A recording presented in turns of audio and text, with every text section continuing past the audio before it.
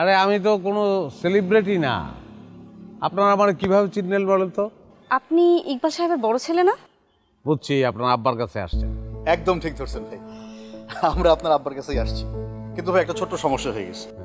ওই যে আপনাদের ড্রাইভার কোনোভাবেই বাড়ির ভেতরে ঢুকতে দিচ্ছেন না ভাই, একটু আপনি বলে। কি বলেন? কার এত বড় সাহস? হ্যাঁ, এই রবি ভাইজান সালাম দে। আসসালামু আলাইকুম। আসসালামু আলাইকুম ভাইজান। ওয়ালাইকুম সালাম। তুই কি কি আবার বলেন তো, কি হয়েছে? কোনোভাবেই উনি বাড়ির ভেতরে ঢুকতে দিচ্ছেন না। হ্যাঁ হ্যাঁ ঠিক আছে। আপনি একটু বললে আমাদেরকে ঢোকার ব্যবস্থাটা করে দেন না ভাই, আমরা একটু। ও আচ্ছা, না আমি আমি চাইলে আমি চাইলে আপনাদের এই বাড়িতে আমি ঢুকতে দিতে পারি না, অসম্ভব। আব্বা যার তার সঙ্গে দেখা করে না।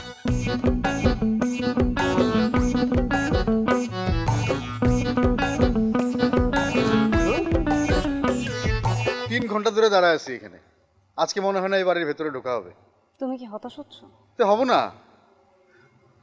যে গরম, এই গরমের মধ্যে আমরা এখানে দাঁড়ায় আছি।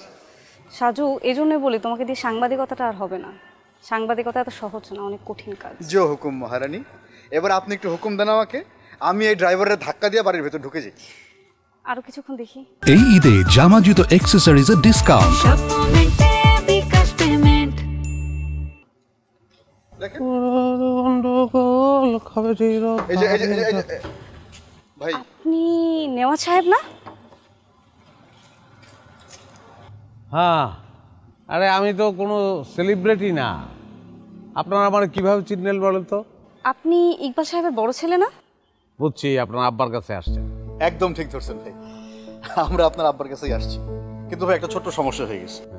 ওই যে আপনাদের ড্রাইভার কোনোভাবেই বাড়ির ভেতরে ঢুকতে দিচ্ছেন না ভাই, একটু আপনি বলে।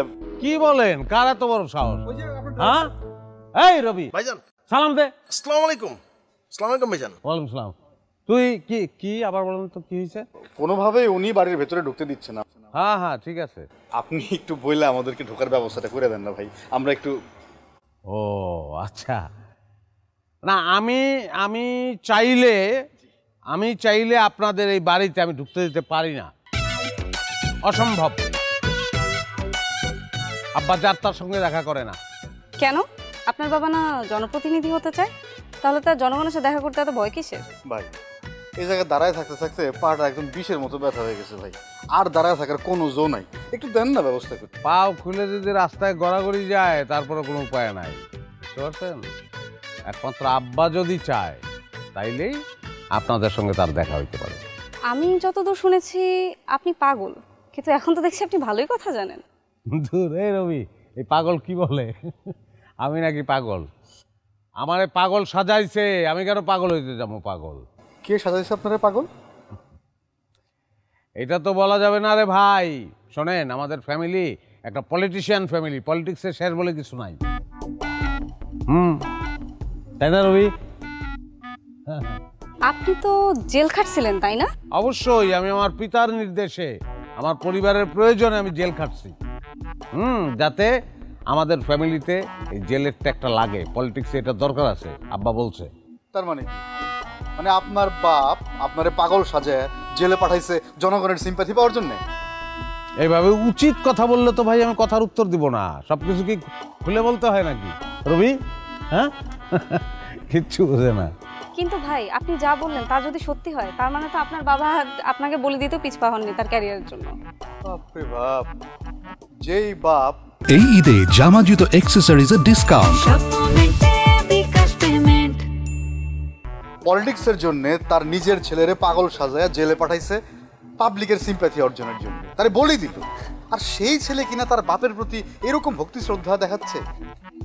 আপনি ভাই একটা আদর্শ সন্তান।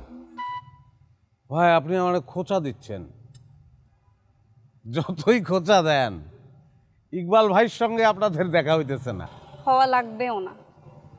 আমরা এমন কাজ করব সে আমাদেরকে নিজে থেকে খুঁজে নেবে, আমাদের আর খোঁজা লাগবে না। মেয়ে মানুষের তেজ ভালো, তেজি মেয়ে মানুষ আমার খুব পছন্দের। আপনার নাম কি? লিপি। লিপি ভাইপার, মানে অনেক তেজ না রবি? সাংঘাতিক তেজ।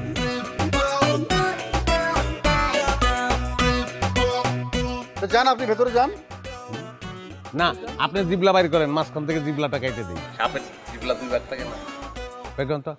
আসলেই পাগল। আমার এখনো সন্দেহ নেই। আমি তো ভিতরে যাওয়াটা, ভিতরে গেলেই তোমরা আস্তে করে আমার পিছু পিছু ঢুকে দেবো, এই সুযোগ দেওয়া যাবে না। সিগারেট আছে? দেন তো একটা সিগারেট দেন।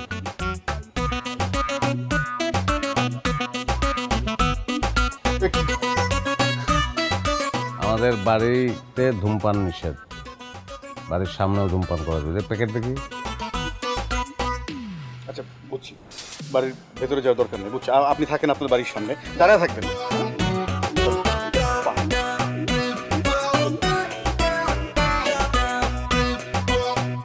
ভিতরে কোনোভাবেই ঢুকতে দিবি না আবার আইলে।